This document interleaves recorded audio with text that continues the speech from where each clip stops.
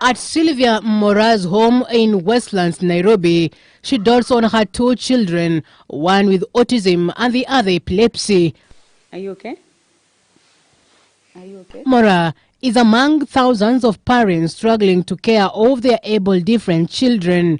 Raising her children aged between 10 and 11 years has been no walk in the park. First of all, special schools are very expensive and good ones are hardly there, and equipped good special schools are almost non-existent, and the ones that are there asking for even $250,000. For a second I had a crazy idea of taking him to boarding.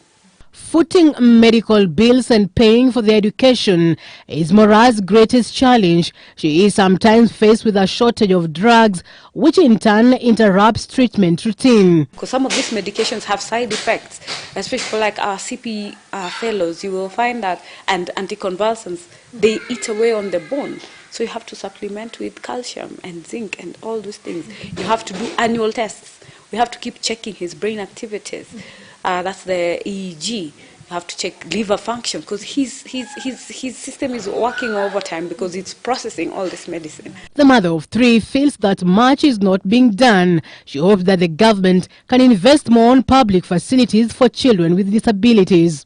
I pay for therapy from my pocket. I have to go pick my child. That means I'm missing work. Take them to therapy. If you're not in a school that's integrated with therapy in the school or does not bring a therapist as part of the curriculum. And those are the small things we're asking government to change. And few kilometers away from Sylvia is the K24 school in Rongai. The school has about 160 pupils. 20 of them are living with different disabilities. Gladys Njiru is a parent here. She first noticed that something was wrong with her son when he couldn't reach different milestones at the same time with other children.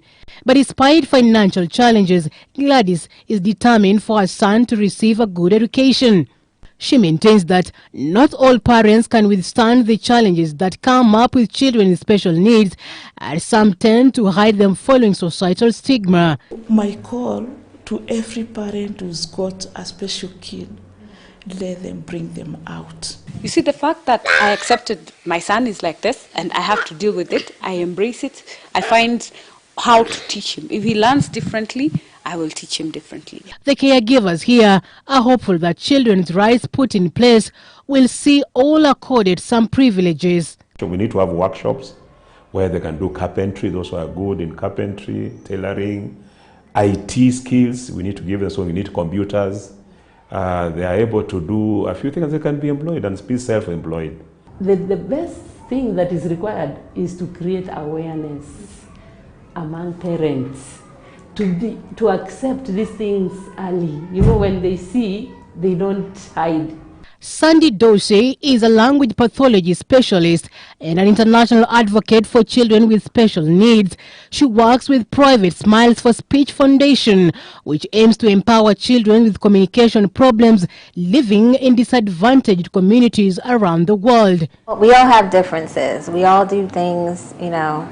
We're all individuals, and these children with special needs deserve a place in society and in the world. She says there is a need for multi-stakeholders to work together to ensure that most vulnerable and disabled children can live to their full potential. If there isn't a speech therapist available in your community or you're not able to afford it, at least you can learn what you can do, you know, what they can do at home with their child. That can kind of be that first step while other programs are developed.